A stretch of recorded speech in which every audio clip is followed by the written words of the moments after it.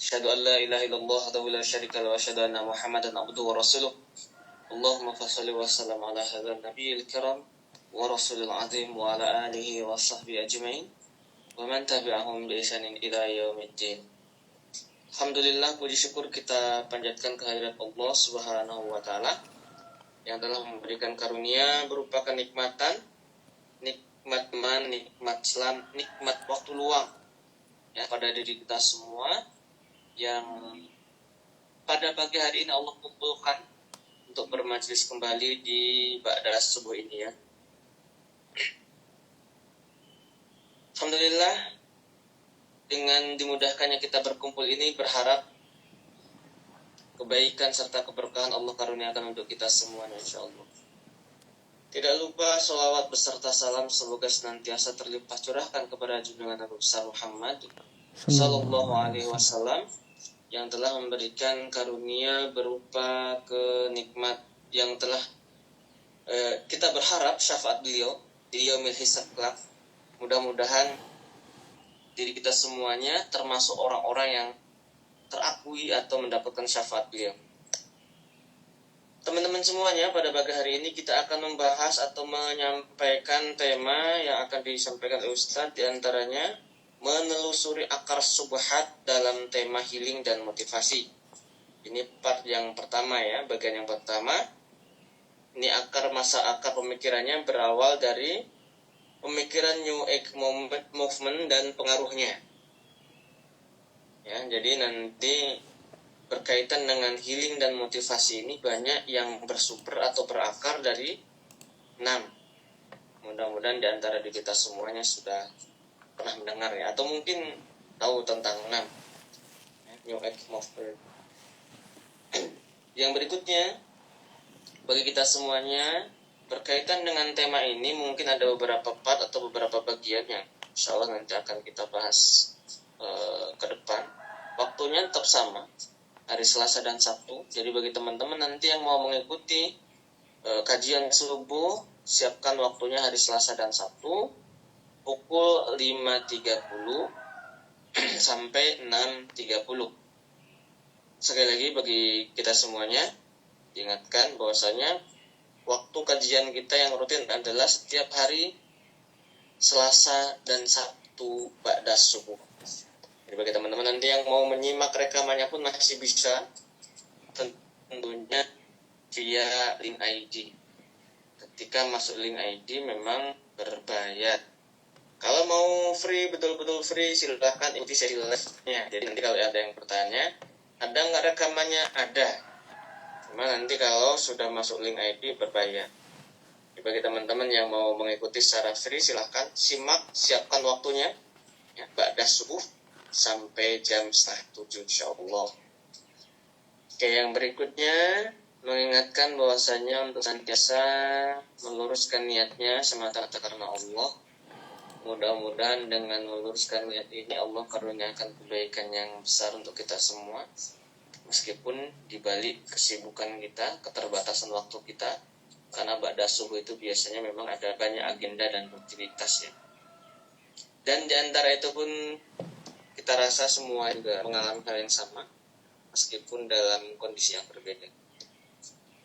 Yang berikutnya, untuk menyiapkan alat tulisnya, ya boleh pulpen, boleh HP, boleh tablet dan lain sebagainya, untuk mencatat, merangkum, meresum apa yang disampaikan oleh guru kita. Mudah-mudahan dengan dicatat atau ditulis ini nanti jadi pengingat atau menjadi sebab terikatnya sebuah ilmu pada jiwa kita, pada diri kita, sehingga yang disampaikan oleh guru kita nanti kita pahami.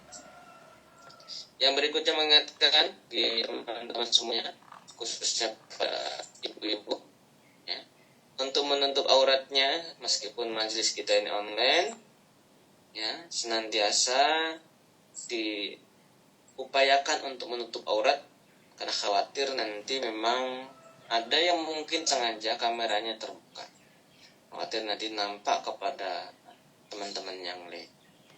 Baik, yang berikutnya ada informasi terlebih dahulu buat kita semuanya. Bagi yang sedang merencanakan tahun ini, insya Allah nanti bulan Agustus KRM ada agenda umroh. Silahkan bagi teman-teman yang sudah merencanakan sesi 12 hari ya di paket eksklusif semuanya, hotelnya bintang 5 di Mekah dan di Madinah, pesawatnya pakai Garuda pakai cepat, dan masih sangat saya bagi kita semuanya. Silahkan yang mau merencanakan umroh bulan ke depan atau tahun ini bersama KRM bersama Ustadz Nandir untuk didaftarkan bersama KRM, hubungi nomor yang tertera di bawah.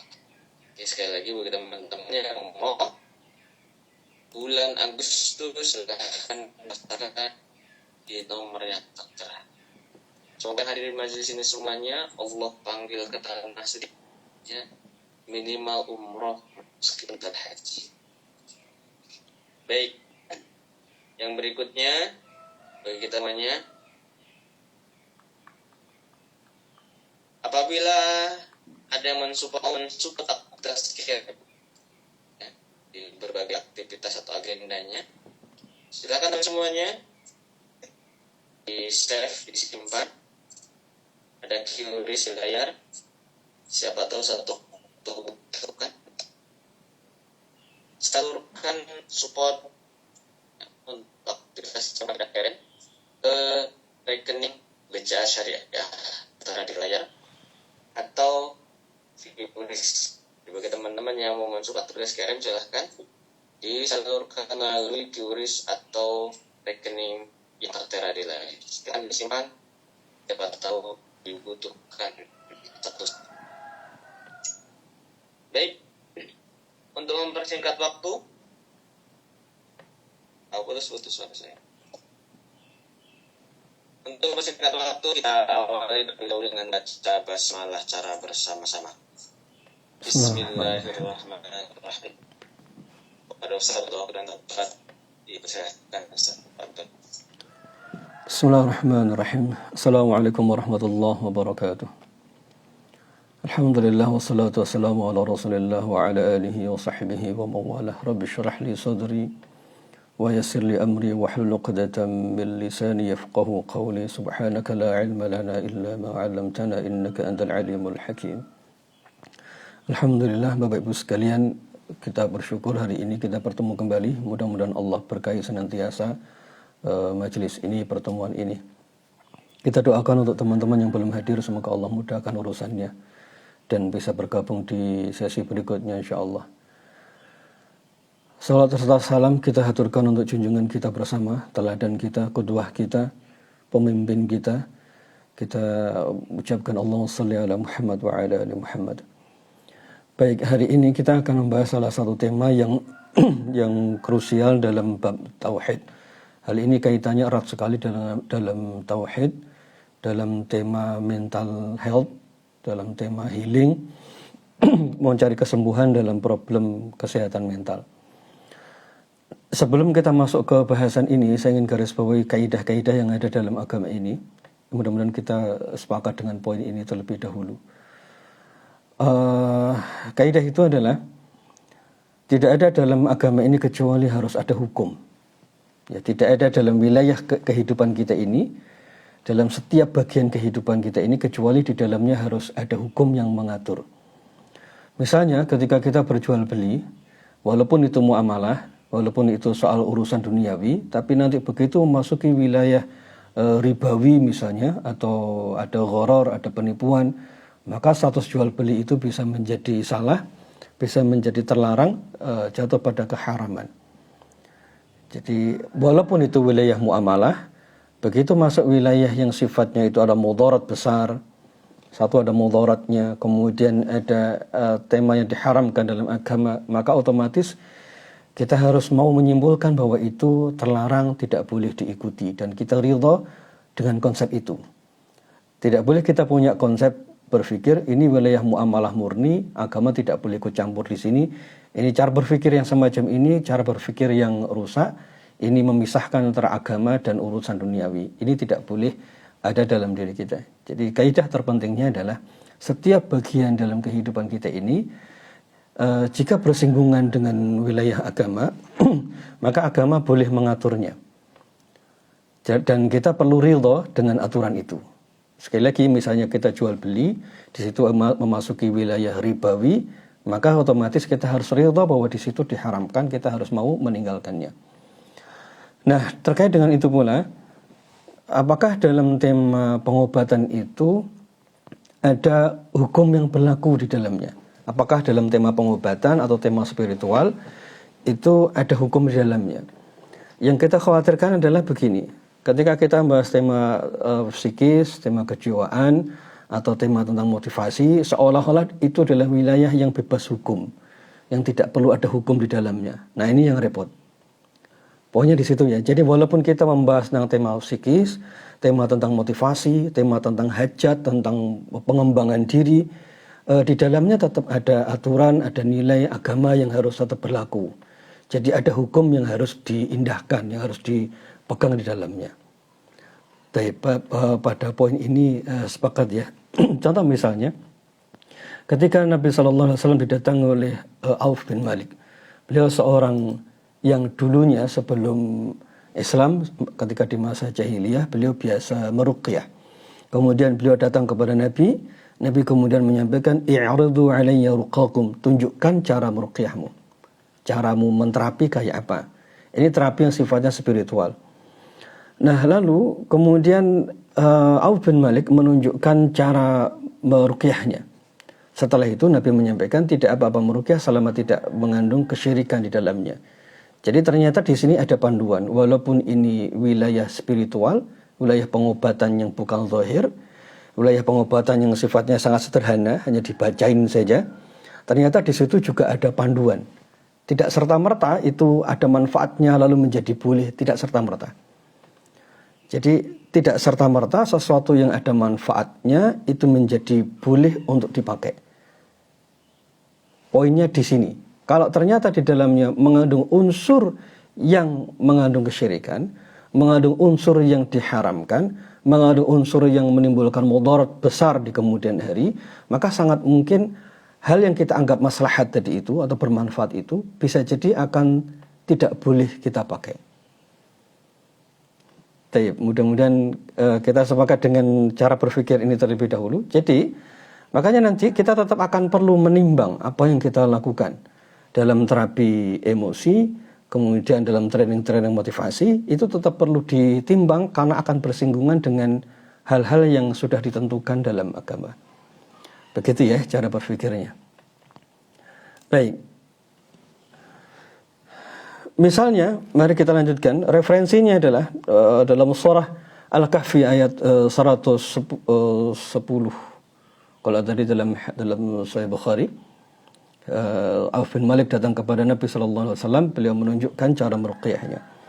Kemudian di ayat ke-110 surah Al-Kahfi, Qul innama ana basyarukum mislukum yuha ilayya annama ilahukum ilahu wahid faman kana yarju liqa'a rabbih falyamal 'amalan salihan wa la yusyrik bi'ibadati rabbih ahada. Katakanlah Muhammad, sesungguhnya aku ini hanya seorang manusia seperti kamu yang menerima wahyu bahwa sesungguhnya tidak ada Tuhan kecuali Allah yang Maha Ahad, yang Maha Esa. Maka barang siapa mengharapkan pertemuan dengan Rabb-nya, hendaklah dia mengerjakan amal soleh dan janganlah mensekutukan dia dengan sesuatu apapun dalam beribadah kepadanya. Faman kana yarju liqa'a rabbih falyamal 'amalan salihan wala yusyrik bi'ibadati rabbih. Janganlah dia mensekutukan Rabb-nya, mensekutukan Tuhannya dalam bab ibadah, dan mensekutukan Tuhannya dalam beribadah kepadanya. Jadi berarti ada kemungkinan dong orang-orang yang dalam amalnya itu mensekutukan Allah, berbuat kesyirikan tanpa dia sadari. Ya, sangat mungkin.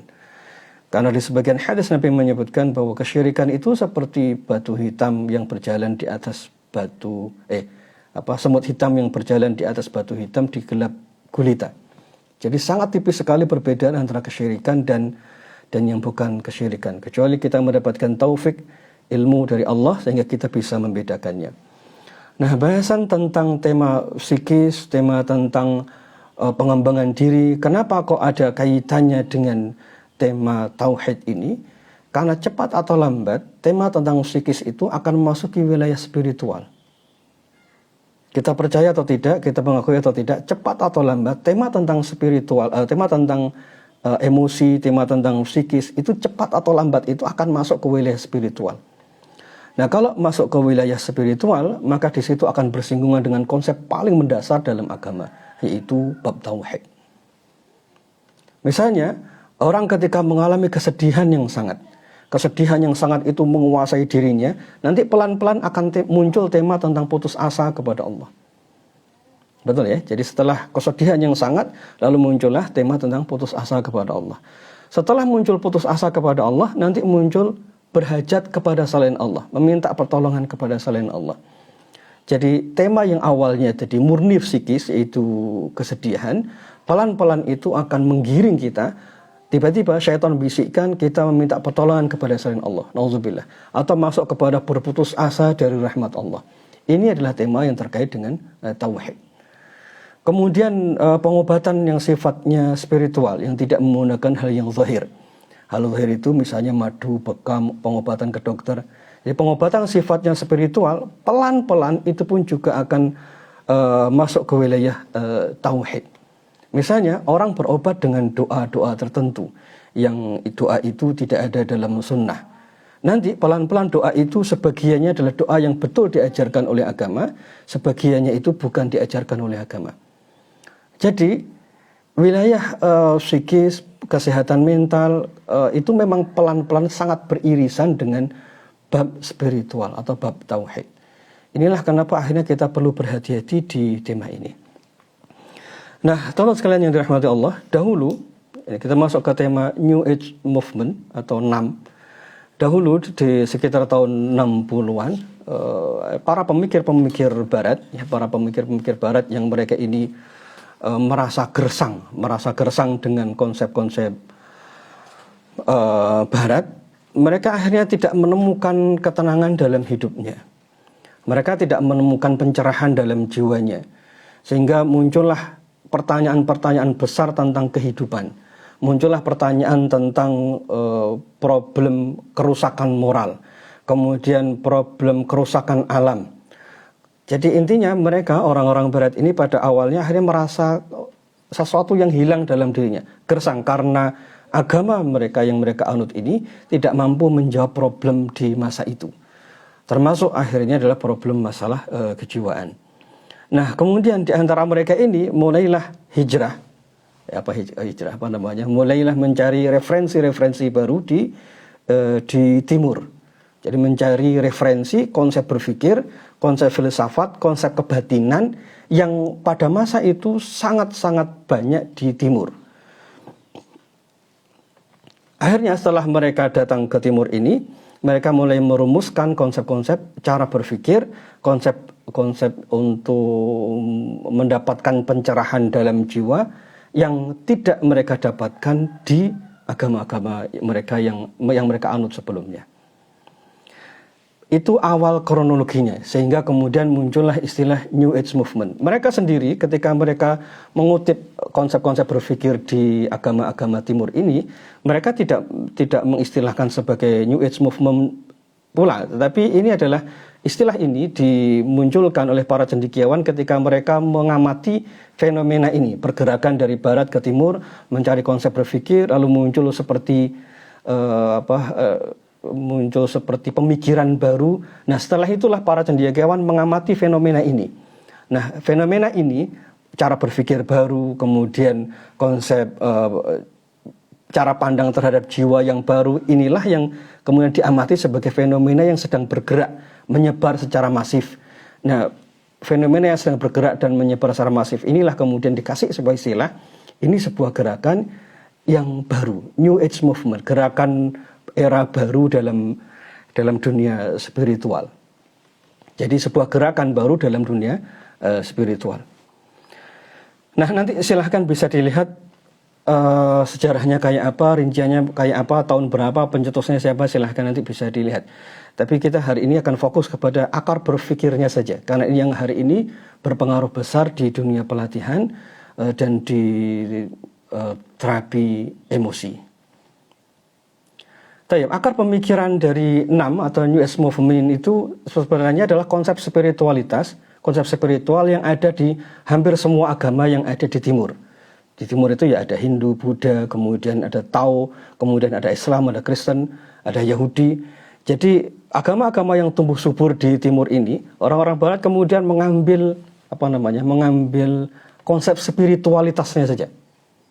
Faham ya maksudnya sisi spiritualitas itu ya. Jadi sisi kebatinannya saja yang diambil. Jadi nanti akan diambil konsep berpikirnya tentang kebatinan yang ada di Tao, kemudian di Konghucu, kemudian ada di Islam, kemudian ada di agama-agama yang lain, Hindu, Buddha. Makanya kemudian konsep berpikir di New Age Movement itu kadang akan nampak seperti ajaran Islam, kadang akan nampak seperti ajaran Hindu, Buddha, kadang akan nampak seperti Tao dan sejenisnya.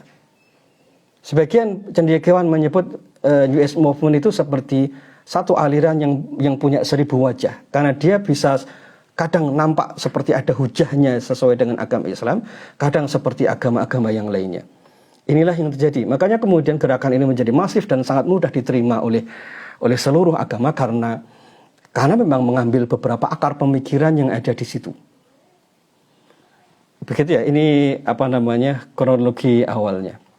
Baik, mari kita lihat beberapa konsep dasar yang ada di New Age Movement. Konsep pertama, ini konsep dasar yang ada di New Age Movement. Yang pertama adalah menciptakan spiritualitas tanpa harus berpegang pada dogma agama tanpa batasan. Menciptakan sisi spiritualitas tanpa harus berpegang pada dogma agama. Spiritualitas itu orang menjadi bijak, orang menjadi lapang, orang menjadi tenang, orang mendapatkan pencerahan, dia mencapai motivasi yang kuat dalam hidupnya, dia mencapai kemakmuran, dia mencapai harta, dia mencapai karir, dia mencapai semua yang dia inginkan, menjadi pribadi yang baik dalam tanda kutip tanpa harus punya agama. Ini konsep paling mendasar di New Age Movement. Jadi kalau kita melihat ada fenomena di sekitar kita, orang bisa kok tenang hidupnya tidak harus pakai agama, orang bisa baik kok tanpa harus dia mengerti agama, ngapain juga menutup aurat, ngapain juga salat, yang penting kan kamu menjadi orang yang baik. Jadi orang didorong untuk punya sisi spiritualitas yang tinggi tapi tidak harus mengikuti aturan agama. Kalau Anda misalnya orang ini punya empati yang besar kepada sesama, dia menjaga lingkungan dengan baik, dia peduli dengan fakir miskin, dia rajin bersedekah, dia sudah mencapai sisi spiritualitas tanpa harus punya agama. Inilah konsep yang paling mendasar di New Age Movement. Kebayang ya konsep pertama ini. Jadi orang itu didorong untuk menjadi baik, didorong untuk memiliki kepekaan, empati, wise, bijaksana, lembut, tapi tanpa harus punya agama. Karena agama itu dianggap sebagai batasan yang itu tidak signifikan. Karena semua agama pada asalnya, menurut mereka ini, pada asalnya sama saja.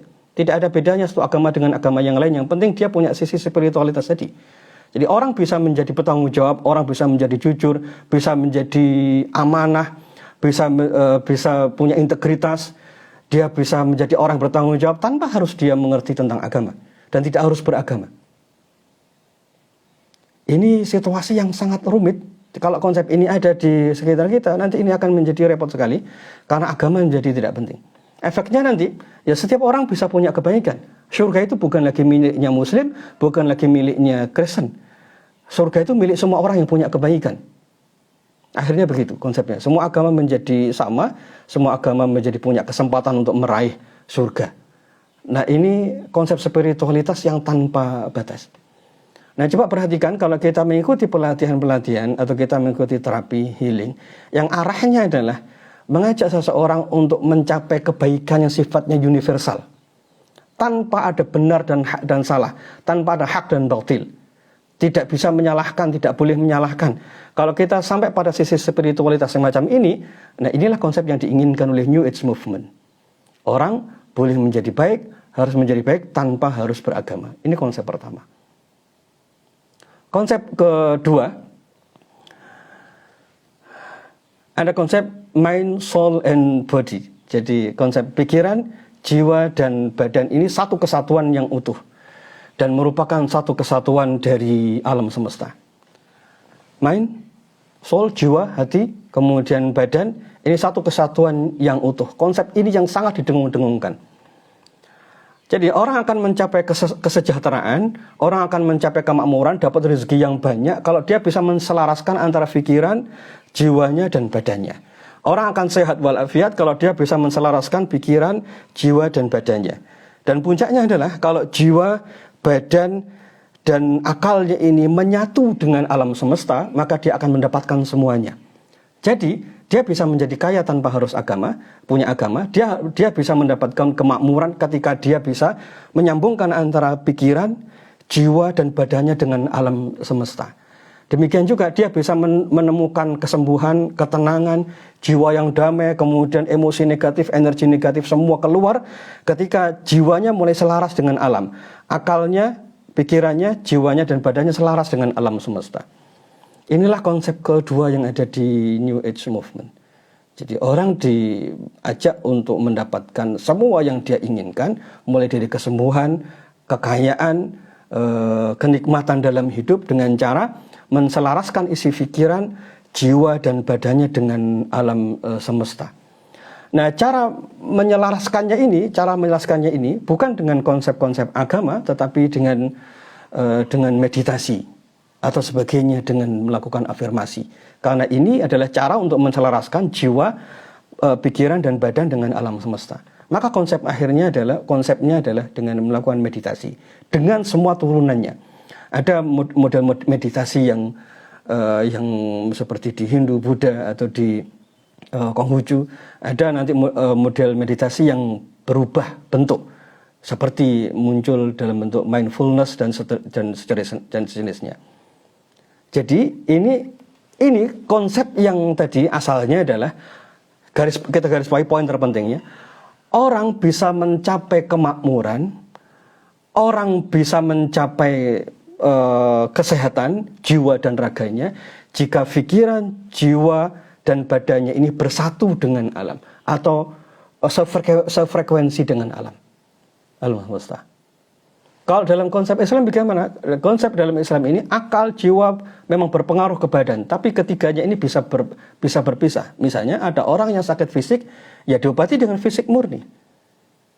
Orang yang sakit jiwa, ya berarti jiwanya diobati jiwanya murni. Oke, jadi sudut pandangnya demikian. Tapi kalau New Age Movement ini menganggap semua itu jadi satu kesatuan. Makanya kalau Anda pengen sehat, misalnya kalau orang kena kanker diajak meditasi akhirnya. Orang kalau pengen jiwanya tenang diajak untuk melakukan meditasi atau afirmasi atau menggunakan sesuatu yang menenangkan dalam jiwanya.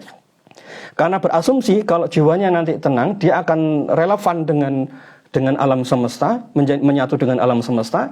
Lalu kemudian alam semesta ini seperti memberikan energi luar biasa ke dalam dirinya untuk untuk mencapai kesembuhan. Betul, ini konsepnya adalah konsep holistik. Nanti setelah ini ada pembahasan bab itu. Holistik dalam pandangan syariah itu adalah memandang manusia secara utuh. Ada akal yang dia diperlakukan sebagai akal. Bahkan agama ini sangat menjaga akal ini, sehingga ketika akal ini rusak, hukum bisa dicabut. Misalnya kalau orang tidur, hukum tidak berlaku.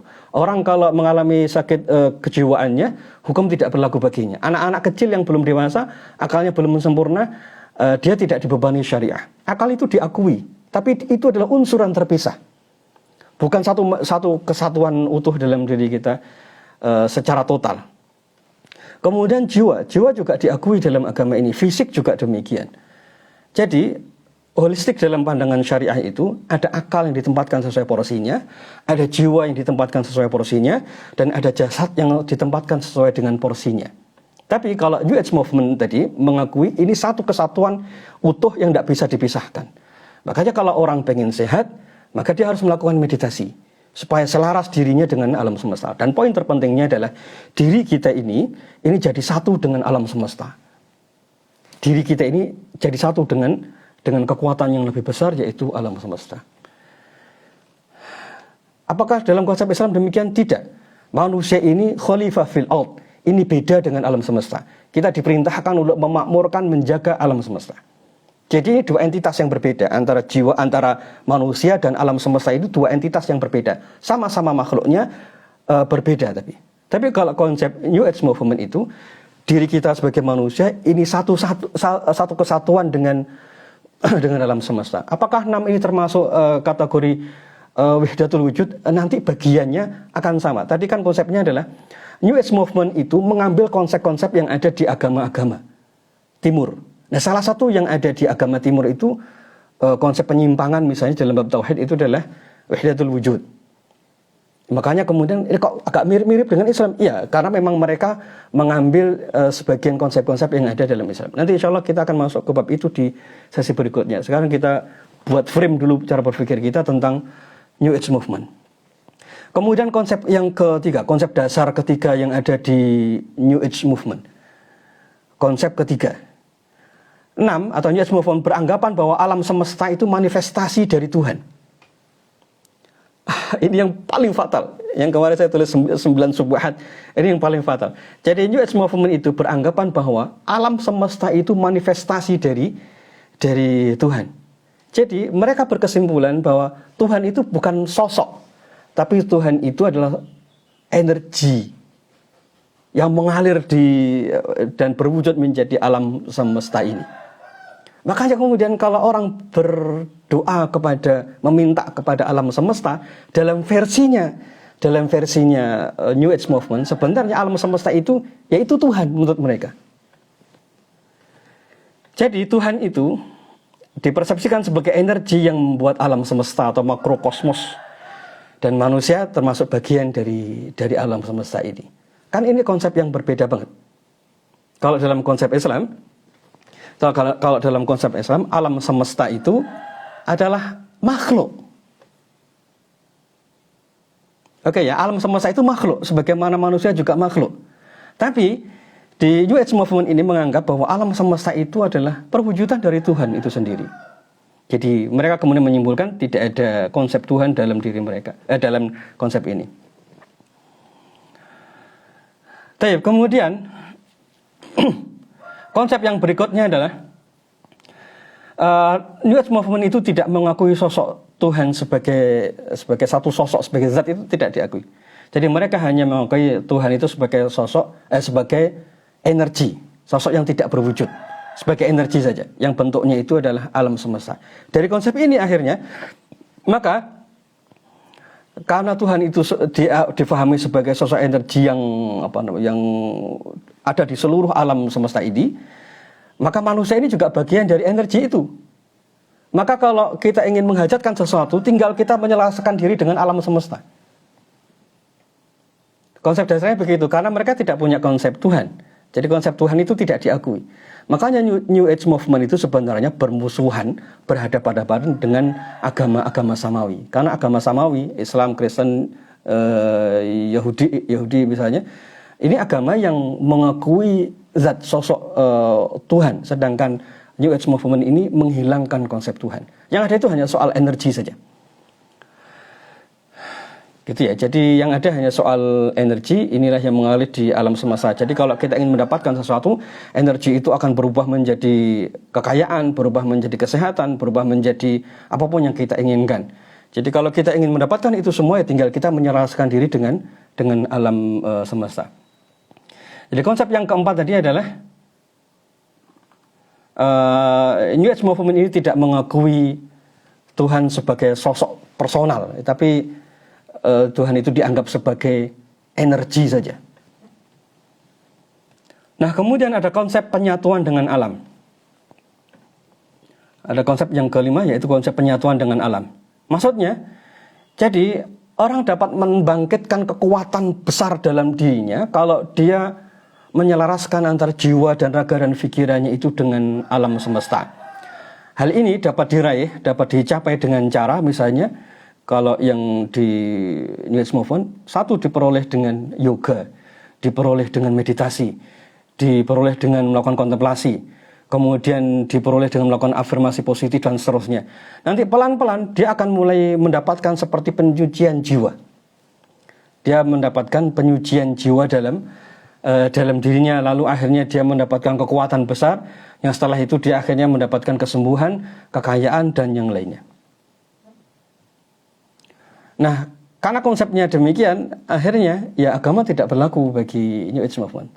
Orang bisa mendapatkan hajat, keinginan, kekayaan, jodoh, apapun yang dia inginkan, cukup dengan menyelaraskan dengan alam semesta, karena dia berpikir bahwa semua yang kita hajatkan itu sudah tersedia di alam semesta, dan alam semesta itu perwujudan, dalam tanda kutip, perwujudan dari Tuhan dalam persepsi mereka tadi. Jadi kalau minta kepada siapa? Minta kepada alam semesta.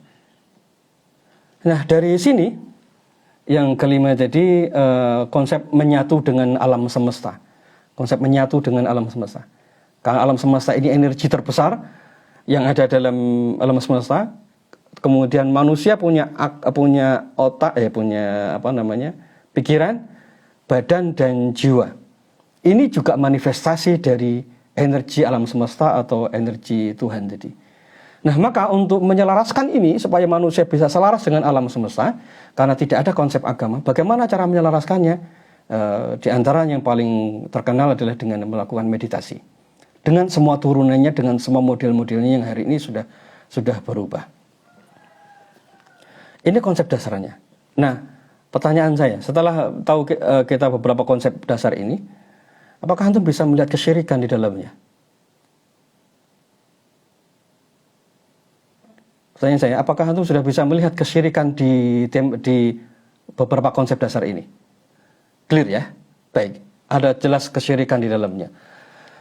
Makanya tadi kita buka dengan surah Al-Kahfi ayat ke-110. Di situ beribadah kepada selain Allah, kategorinya kesyirikan. Ini jelas-jelas sekali ada kesyirikan di dalamnya. Baik, mari kita lihat. Kemudian para cendekiawan menyebutkan kurang lebih ada enam istilah. Ada 6 istilah yang 6 istilah ini menggambarkan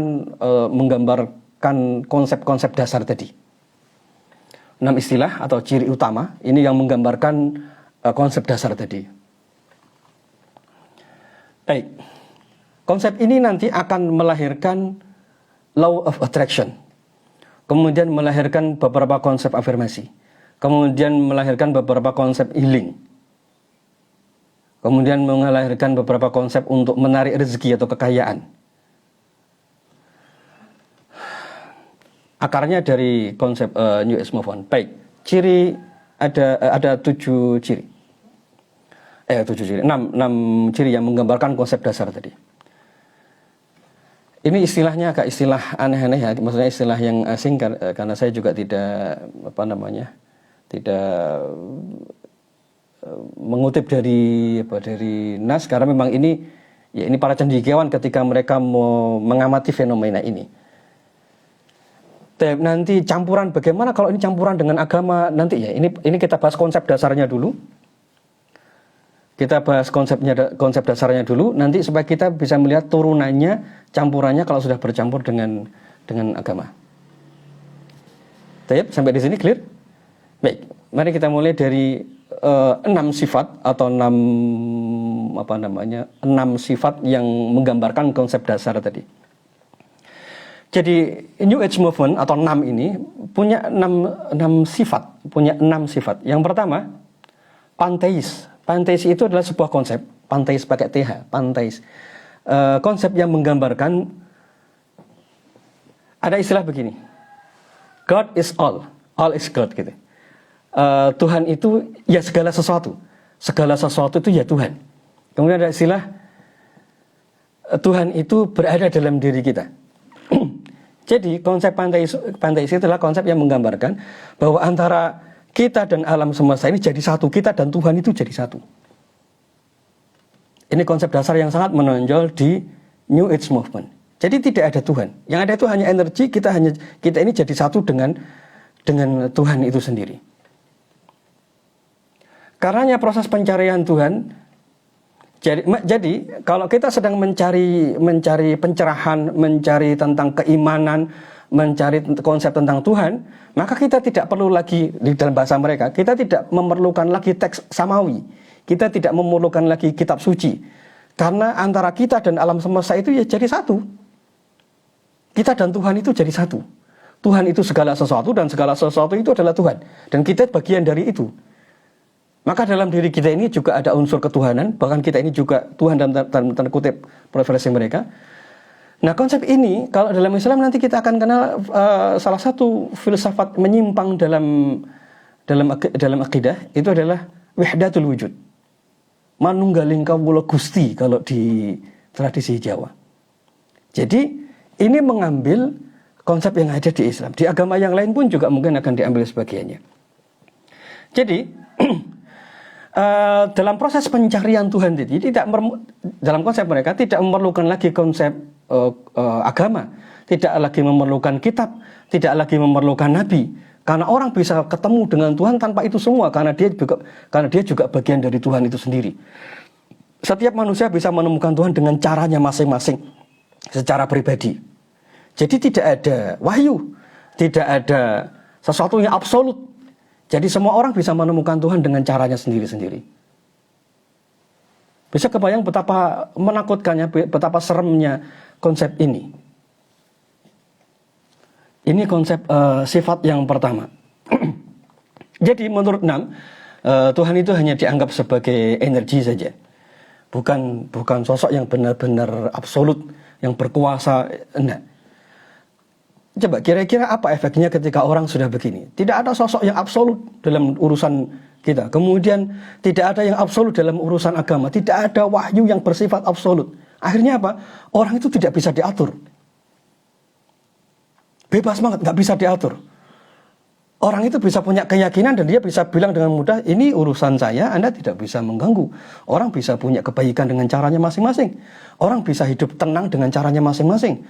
Saya tidak harus mengikuti pemikiran Anda. Coba bayangkan, orang yang punya pemikiran semacam ini sangat sulit untuk dinasehati akhirnya. Karena baginya agama ya tidak perlu lagi ada benar dan salah. Agama tidak lagi punya intervensi untuk mengatur dalam hidupnya. Tidak ada lagi hal yang absolut. Tidak lagi benar dan halal, tidak penting lagi. Tidak penting menutup aurat dan tidak menutup aurat. Yang penting orang tetap bisa tenang dalam hidupnya. Orang tidak penting lagi berjual beli pakai riba atau tidak riba. Yang penting semua orang happy dengan itu. Jadi tidak ada lagi batasan benar dan salah dalam bab ini. Tidak ada bedanya antara menyembah patung atau menyembah berhala. Enggak, itu semua manifestasi dari Tuhan saja. Akhirnya begitu. Jadi orang berobat misalnya menyembelih ayam cemani misalnya, ya kalau begitu tidak penting juga. Tidak ada masalah, toh itu juga manifestasi dari Tuhan. Akhirnya efeknya kemudian ketika dia berdoa, tidak lagi menyebut konsep Tuhan. Ya Tuhan, tidak ada lagi. Karena dia hanya perlu minta kepada alam semesta. Karena dia bagian dari konsep Tuhan, dia bagian dari energi, dia bagian dari alam semesta. Maka ketika dia ingin sesuatu, dia cukup bilang, saya begini. Mengafirmasi, mengulang-ulang itu. Kenapa mengafirmasi ini nanti syubhatnya bisa masuk ke dalam bab ini? Ya karena konsep dasarnya adalah kita jadi satu dengan alam semesta. Jangan terkecoh dengan bagaimana jika afirmasinya menggunakan ayat Al-Quran. Bagaimana jika ada dalil-dalil Al-Quran. Masalahnya bukan di situ. Masalahnya adalah kita meyakini kita satu bagian dengan alam semesta. Dan kita meyakini bahwa alam semesta itu menyediakan sesuatu untuk diri kita. Karena ini bagian dari alam semesta. Kita bagian dari alam semesta. Sejak awal tidak ada Tuhan dalam konsep New Age Movement. Ini apakah ini sama dengan ateis? Iya. Jadi New Age Movement itu akhirnya adalah sebuah konsep beragama baru yang tidak mengenal konsep Tuhan. Oke, disinilah duduk perkaranya. Jadi mau diubah menjadi pakai ayat, diubah menjadi pakai referensi doa. Tapi kalau konsep dasarnya adalah konsep dasar alam semesta semacam ini, ya sama saja. Karena akan membuat aturan baru dalam berdoa. Nanti kita akan bahas itu lebih detail kalau sudah masuk di law of attraction atau bentuk-bentuk detailnya. Baik, ini sifat yang pertama. Kemudian sifat yang kedua atau ciri yang kedua adalah monistis. Monistis ini definisinya adalah alam semesta ini merupakan satu kesatuan yang tunggal. Pandangan ini menyebutkan bahwa materi dan alam pikiran itu satu. Materi dan alam pikiran itu satu. Monistis itu semua alam semesta ini, baik konsep Tuhan sebagai energi tadi maupun materi yang ada berupa badan kita, duit, kemudian kekayaan, pikiran, ya materi dan pikiran itu satu kesatuan. Ini menurut konsep mereka. Sekali lagi, materi berupa matahari, bulan, bintang, kemudian harta, duit, kekayaan, kemudian pasangan, itu semua materi dan pikiran itu jadi satu. Karena konsep monistis, ya betul tulisannya monistis. Jadi karena materi dan pikiran itu dianggap sebagai satu kesatuan, maka tidak ada konsep doa. Karena materi dan pikiran itu jadi satu. Jadi kalau saya pengen dapat uang banyak gimana? Ya tinggal dipikirkan saja. Saya punya uang, saya punya uang. Itu jadi satu. Jadi satu ini juga maknanya adalah tidak ada pembedaan antara masa depan dan masa lalu. Yang ada itu hanya hari ini. Sekali lagi saya ulang ya. Jadi karena konsepnya adalah materi dan pikiran tadi jadi satu, materi dan pikiran jadi satu, maka tidak ada lagi masa depan dan tidak ada lagi masa lalu. Yang ada adalah hari ini. Jadi kalau misalnya berdoa, maka konsepnya jadi begini. Saya sudah kaya, saya ini sudah kaya. Saya punya uang banyak, saya punya uang banyak. Saya punya uang banyak, saya punya uang banyak. Diulang-ulang kalimat itu. Saya punya uang yang banyak. Saya punya uang yang banyak. Karena materi berupa duit tadi dan pikiran jadi satu. Jadi kalau kita bilang saya punya hari ini, saya punya uang, itu artinya di alam semesta saya sudah punya uang, tinggal mewujudkan saja. Tinggal kita bilang saya punya uang, saya punya uang, saya punya uang. Makanya para penganut New Age Movement itu cara berdoanya bukan begini. Ya Allah berilah saya uang. Enggak, tapi cara berdoanya saya sudah punya uang. Saya punya uang, saya kaya. Saya memilih kaya, saya memilih sehat. Saya sudah sehat. Karena pikiran dan hal zahir atau materi itu satu kesatuan. Jadi kalau misalnya kita ingin menarik hal yang masih belum ada di depan di tangan kita tadi, cara menariknya adalah ya, saya punya uang, saya kaya, saya kaya. Saya sudah punya kekayaan di alam semesta dan badan saya belum punya sekarang ini. Supaya sama kekayaan saya sudah ada di alam semesta, kalimat saya adalah saya kaya. Supaya yang tadi materi itu jadi satu dengan pikiran lalu terwujud menjadi satu, menjadi kenyataan. Makanya mereka tidak akan punya konsep doa begini. Ya Allah berilah saya, ya Allah tolonglah saya. Apa bedanya hadis ana indal dhanni abdi bi? Nanti bab itu nanti belakangnya. Kita bahas konsep dasarnya dulu yang terjadi di New Age Movement supaya nanti kita paham dulu konsep dasarnya, lalu nanti ayat dan hadis tadi menjadi masuk di situ, di mana kok bisa dimasukkan di situ, gitu ya. Jadi sejak awal tadi konsep awalnya adalah di bahasan awal tadi New Age Movement itu mengambil sebagian konsep-konsep yang ada dalam agama-agama Timur lalu kemudian dimasukkan dalam pemikiran mereka. Nah, akhirnya tidak ada pengakuan tentang zat Tuhan, yang ada hanya secara konsep saja.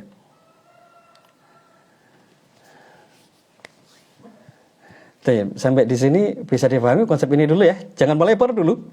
Kita pegang konsepnya, nanti kalau kita sudah pegang konsepnya, kita akan bisa menilai bab-bab setelahnya. Oke, ciri kedua sudah ya, monistis. Jadi kita menyatu dengan alam semesta, kemudian pikiran dan materi itu jadi satu.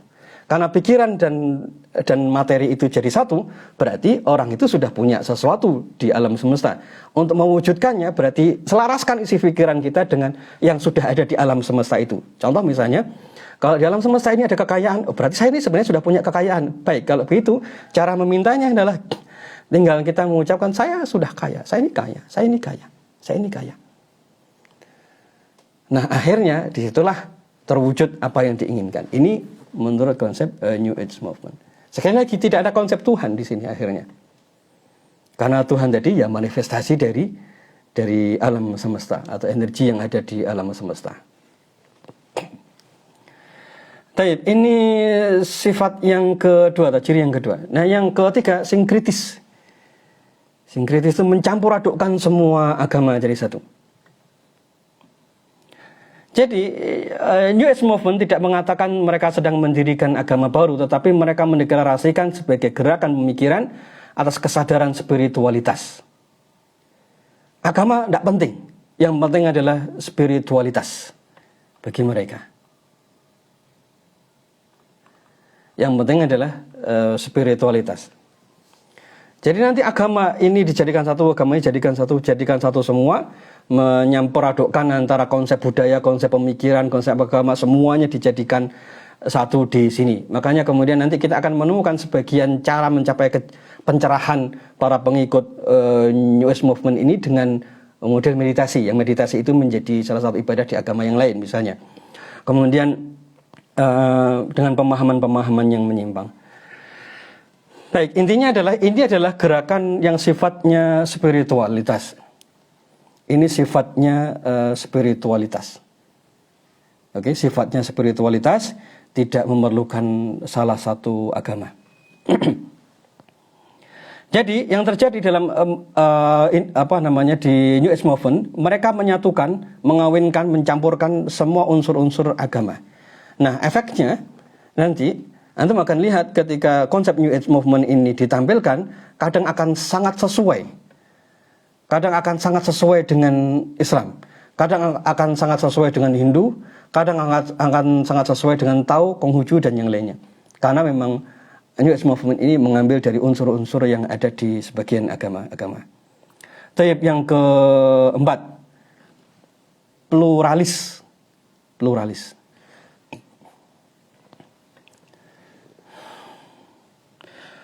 Mereka meyakini konsep plural ini diangkat oleh New Age Movement sebagai salah satu model beragama. Sekali lagi, agama tidak penting bagi New Age Movement, yang penting adalah religius. Orang bisa religius tanpa harus punya agama. Ini konsep dasarnya. Sekali lagi, orang itu bisa menjadi religius tanpa harus dia beragama. Jadi mereka akan mewujudkan satu istilah universal religion, agama yang berlaku secara universal. Tidak harus Islam, tidak harus Hindu, tidak harus Buddha. Dan semua orang bisa mencapai pencerahan jiwanya, mencapai ketenangan tanpa harus mengikuti agama. Karena dia sendiri sudah bagian dari Tuhan tadi. Sudah menyatu dengan alam semesta. Sehingga tidak dibutuhkan kitab, tidak dibutuhkan wahyu, tidak dibutuhkan nabi. Karena dia sudah bisa mendapatkan pencerahan tanpa harus itu semua. Orang itu bisa religius, bisa baik banget, wise, bijaksana banget, bisa lembut, bisa santun, bisa bertanggung jawab, bisa punya integritas tanpa harus ngerti tentang agama. La haula wala quwata illa billah. Subhanallah, Maha suci Allah dari semua yang mereka sangkakan. Singkatnya, mereka berkeyakinan semua agama itu bicara tentang keselamatan dan hal-hal yang baik. Nah, inilah agama mereka. Jadi semua agama membicarakan itu, maka ya tidak perlu agama. Yang penting orang bisa baik tanpa harus beragama. Yang kelima.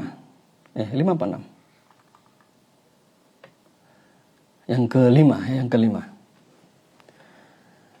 Salah satu sifat yang menonjol di New Age Movement itu, gerakannya itu sangat menonjol di dua hal. Satu, di tema pengembangan diri. Dua, di tema positive thinking. Ada dua tema yang sangat menonjol. Satu, di tema pengembangan diri. Dua, di tema positive thinking. Dalam bab pengembangan diri, mereka meyakini bahwa alam bawah sadar manusia itu punya sesuatu yang tanpa batas. Jadi jiwa karena jiwa manusia tadi itu menyatu dengan energi alam semesta dan ini manifestasi dari Tuhan, maka alam bawah sadar manusia itu punya kekuatan tanpa batas. Maka kalau orang sudah mencapai pencerahan yang luar biasa, punya kekuatan yang luar biasa, maka jiwanya itu bisa meraih sesuatu, bisa mencapai sesuatu yang tidak bisa diraih oleh manusia biasa. Dia bisa, kalau sudah mencapai pencerahan, dia bisa mendapatkan sesuatu. Nah, alam bawah sadar ini memungkinkan manusia untuk memanipulasi energinya atau rohnya atau pikirannya, sehingga dia dengan itu semua, ketika dia sudah punya power luar biasa, dia bisa memanipulasi pikiran, bisa mengolah pikiran. Dengan mengelola pikiran ini, maka dia akan bisa mendapatkan semua yang dia inginkan. Kesehatan, mendapatkan kekayaan, karir, dan sejenisnya. Bagaimana cara mengelolanya? Cara mengelolanya adalah dengan melakukan meditasi dan yang serupa dengan itu. Ini kalau dalam bab pengembangan diri. Konsep dasarnya adalah jiwa kita ini, diri kita ini punya sesuatu yang sangat besar. Karena ini bagian dari energi semesta tadi. Nah, sesuatu yang sangat besar dalam diri kita ini punya energi yang luar biasa. Ini yang kalau sudah dikelola dengan pikiran, dikelola dengan sesuatu yang luar biasa, maka akhirnya dia bisa mendapatkan semua yang diinginkan. Punya kekayaan, punya karir, pasangan yang baik, hidup yang enak, dan yang lainnya. Jadi intinya adalah dalam proses pengembangan diri ini, New Age Movement itu menyadari salah satu kekuatan terbesar dari manusia itu adalah karena dia menjadi satu dengan alam semesta, karena itu energi dalam tanda kutip energi Tuhan menurut versi mereka tadi. Nah, kalau itu sudah bisa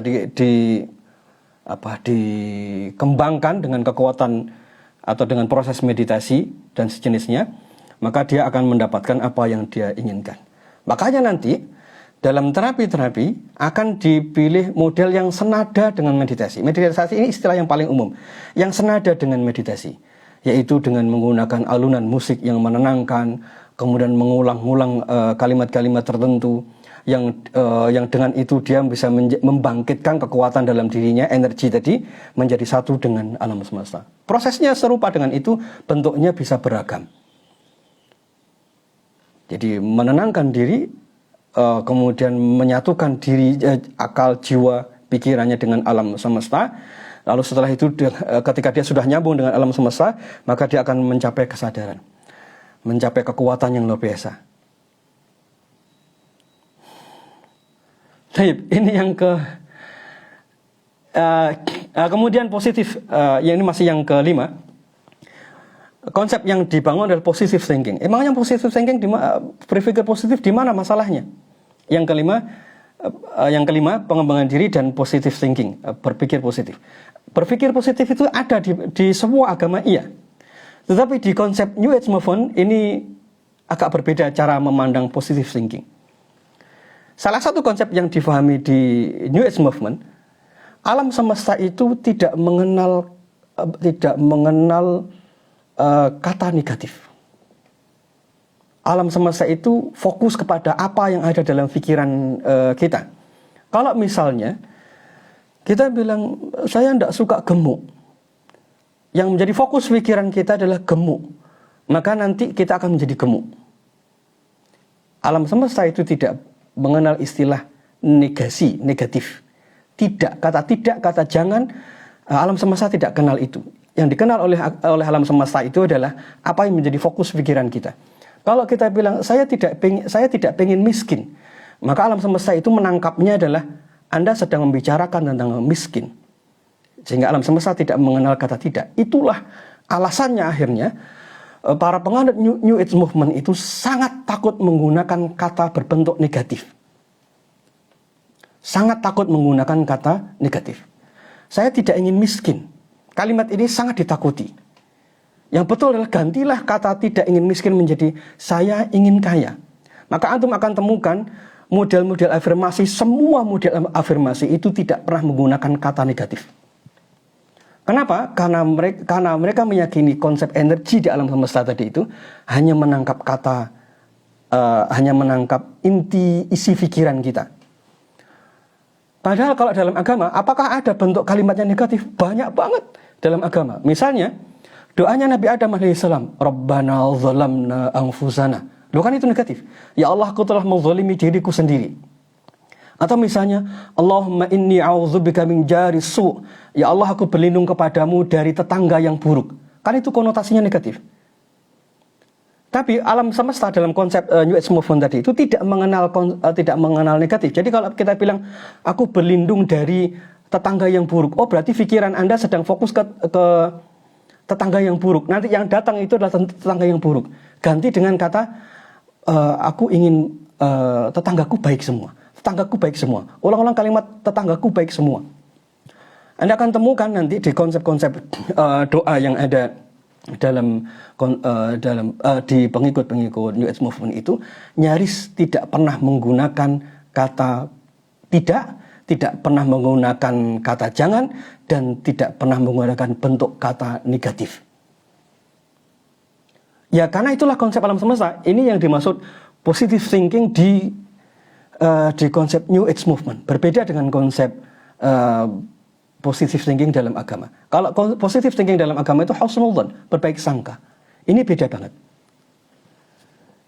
Baik, konsepnya ketangkap ya, bisa dipahami ya konsep positive thinking di New Age Movement. Jadi konsep positive thinking di New Age Movement itu dasarnya adalah karena alam semesta itu hanya merespon isi pikiran. Hanya merespon isi pikiran, tidak merespon bentuk kata. Sehingga kalau kita bilang, saya tidak ingin miskin, berarti isi pikiran kita sedang fokus di miskin. Maka energi alam semesta tadi akan menghadirkan kemiskinan. Saya tidak ingin ketemu dengan orang yang jahat. Oh berarti isi pikiran kita fokus ke jahat. Saya tidak ingin ketemu dengan orang yang toksik. Oh berarti isi pikiran kita fokus ke toksik. Nanti alam semesta akan menghadirkan yang toksik semua. Yang betul gimana? Saya ketemu dengan orang yang baik. Saya ketemu dengan orang yang lapang. Kehidupan saya mudah. Semua datang kepada saya. Saya memilih makmur. Saya memilih lapang. Itulah konsep yang ada di New Age Movement.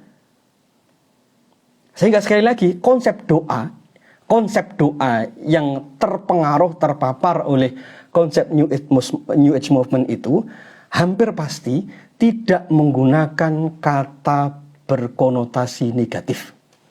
Juga tidak menggunakan kata tidak menggunakan kata jangan. Juga tidak menggunakan kata bentuk masa depan. Tidak menggunakan kata masa depan misalnya, Allahumma inni as'aluka, ya Allah aku meminta kepadamu. Berarti kan masa depan, bentuknya masa depan. Misalnya, ya Allah berikanlah kepadaku, ini bentuknya masa depan. Tapi New Age Movement itu tidak menggunakan bentuk masa depan. Yang ada adalah hari ini. Maka bentuk doanya pasti begini. Saya kaya. Saya gembira. Saya memilih gembira. Saya lapang. Saya ini diterima oleh banyak orang. Kenapa begini? Karena konsep New Age Movement itu tidak mengenal bentuk masa depan. Tidak mengenal bentuk masa depan. Alam semesta itu dengan hari ini semuanya jadi satu. Materi dan akal pikiran itu dan pikiran itu jadi satu. Yang ada hanya hari ini. Tidak ada masa depan, tidak ada masa lalu. Sampai di sini bisa dipahami konsep ini? Ini yang kelima. Yang keenam, konsep kesembuhan holistik. Apakah konsep kesembuhan holistik itu ada dalam agama? Iya. Konsep kesembuhan holistik itu ada dalam agama. Maka kita disuruh berdoa selain kita ikhtiar. Kita disuruh berlapang dada selain disuruh untuk berobat misalnya. Kita disuruh membaca Al-Quran, selain juga disuruh sedekah, selain juga disuruh untuk berobat. Sifatnya holistik. Namun holistik dalam konsep New Age Movement itu adalah satu kesatuan antara akal, antara pikiran, badan, dan alam semesta. Kalau pengen sembuh, Anda harus sefrekuensi dengan alam semesta. Nanti bentuk realnya dalam dunia terapi, orang bisa merasakan frekuensi orang lain. Misalnya, terapis, saya bisa merasakan vibrasi Anda. Sehingga ketika Anda sedih, saya bisa merasakan. Saya bisa merasakan vibrasi Anda. Ketika Anda sedang sakit, saya tahu Anda sakit. Anda sakitnya di bagian ini, di bagian ini, di bagian ini. Ini meramal, tapi bilangnya adalah saya bisa merasakan vibrasi Anda. Ini bukan vibrasi. Tapi dalam konsep New Age Movement tadi, karena dianggap sebagai satu kesatuan antara satu manusia dengan manusia yang lain itu saling terhubung, kita dengan binatang saling terhubung, kita dengan alam semesta saling terhubung, maka akan ada konsep vibrasi setelah itu. Jadi kalau Anda sakit, kemudian kita ketemu lalu saya bilang, oh Anda sakitnya bagian ini, bagian ini, bagian ini, bagian ini, saya bisa merasakan karena saya telah menyelaraskan diri saya dengan alam semesta dan saya telah selaras dengan Anda, saya bisa tahu di mana sakitnya. Ini adalah konsep yang berasal dari konsep kesembuhan holistik. Ini berbeda dengan konsep holistik yang ada dalam agama. Konsep dasarnya, saya, alam semesta, itu semua jadi satu. Efeknya nanti, karena alam semesta ini jadi satu, akan muncul konsep reinkarnasi. Orang yang masa lalu itu hadir di hari ini kok. Dia hadir di orang itu, saya bisa komunikasi dengan dia. Kemudian konsep ini karena diri kita menjadi satu kesatuan dengan alam semesta, saya bisa melakukan telepati. Tahu telepati? Saya bisa tahu si fulan di sana mengalami apa, saya bisa ngirim sinyal ke si fulan, saya bisa ngomong dengan si fulan dari jarak yang jauh. Bisa melakukan telepati. Kemudian karena konsepnya kita ini holistik menyatu dengan alam semesta dan kita semua saling terhubung, maka akhirnya kita bisa ngobatin orang dari jarak jauh. Kita bisa mewakili sakitnya orang. Kita bisa mewakili sakitnya orang. Ini contoh, saya tidak menyebut merek. Ketika kita sedang menterapi si fulan, lalu diajak berdoa. Ya Tuhan, saya mewakili si fulan. Saya mewakili si fulan. Izinkan saya mengizinkan badan saya mewakili si fulan. Maka sekarang saya mengobati si fulan melalui badan saya. Pernah tahu konsep ini? Bagi yang pernah ikuti pelatihan, saya yakin tahu yang saya maksud ini. Lalu setelah itu dia menterapi badannya, lalu setelah itu si fulan itu sembuh. Memangnya di mana salahnya? Salahnya adalah ini tadi adalah konsep berasal dari kita menjadi satu dengan alam semesta dan kita sambung menyambung dengan makhluk-makhluk yang lain. Maaf, saya tidak menyebut merek karena saya tidak ingin orang berantem. Kita hanya fokus mempelajari tauhid. Kita hanya ingin mempelajari tauhid dan kalau kita jujur dengan ini, kita akan menemukan di mana sisi kelirunya. Ini nanti akan muncul dalam tema-tema yang lainnya. Sampai di sini mudah-mudahan bisa difahami konsep dasar yang ada di New Age Movement. Nanti di turunannya setelah ini akan muncul atau lebih jelas di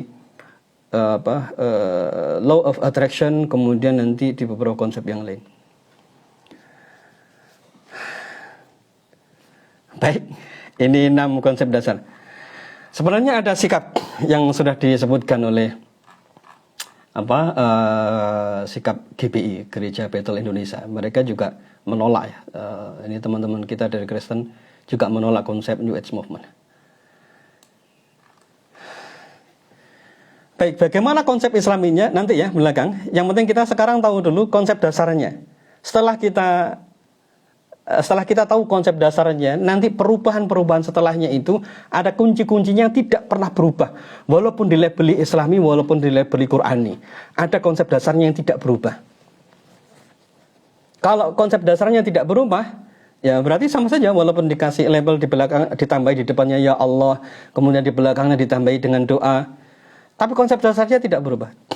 Maka sekarang perhatikan dulu konsep dasar ini, nanti perubahan bentuk setelahnya itu menjadi mudah untuk kita lihat.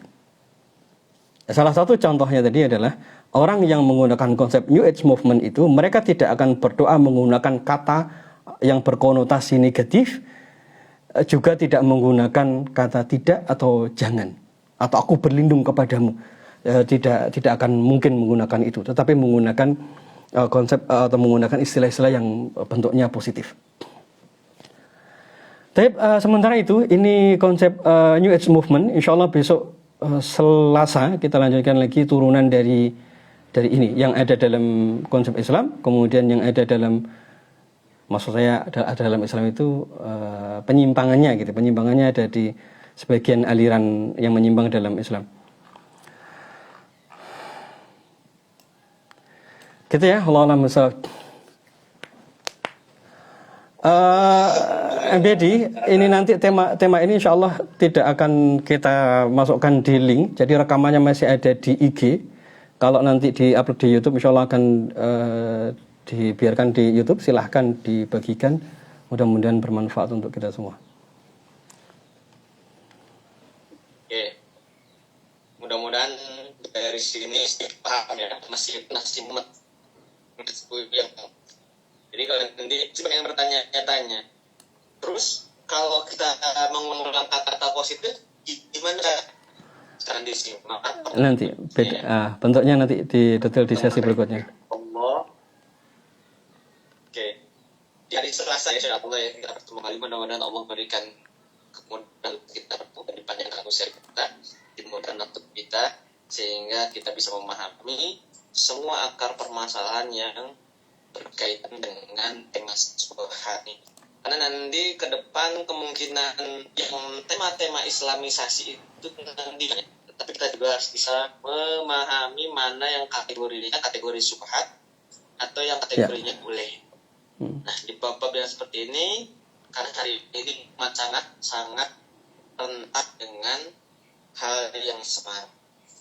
Baik, karena waktunya memang sudah di penghujung acara. Insya Allah bertemu kembali di hari Selasa ya, di waktu dan jam yang sama. Kemudian masih kembali buat kita semua, insya Allah yang sudah merencanakan umroh tahun ini, silahkan buat teman-teman semua semuanya ya, umroh bersama kalian, insya Allah. Baik, teman-teman sekalian, insya Allah kita ketemu kembali hari Selasa. Rekaman ini ada di IG ini, tidak dihapus insya Allah. Silahkan kalau ingin dibagikan ke yang lainnya. Kita ketemu lagi hari Selasa. Kita akan detailkan kembali dirinci turunan dari konsep New Age Movement tadi. Baik yang berasal dari non-muslim maupun sebagiannya yang terinfiltrasi, terpengaruh oleh konsep dari pemikiran-pemikiran nyimpang dalam Islam. Kita akhiri dengan doa kafaratul majelis. Subhanakallahumma wa bihamdika asyhadu an la ilaha illa anta astaghfiruka wa atubu ilaik wa la minkum. Assalamualaikum warahmatullahi wabarakatuh.